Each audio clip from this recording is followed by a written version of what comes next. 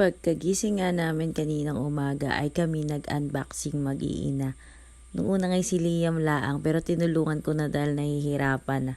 Tapos ayan nga, parang ang saya-saya namin mag-iina. Diyan habang kami nagbubukas ng parcel. Tsaka nung inaalwas na namin yung mga laruan ni Rav Rav. Sobrang daming laman. Tapos yan nga, habang busy din yung mag-ama pagdidikit ng sticker, pag-aayos nung kitchen set, ay busy din si Rabrab paglalaro. At yan nga, nagtry na siya, nalalaro na niya.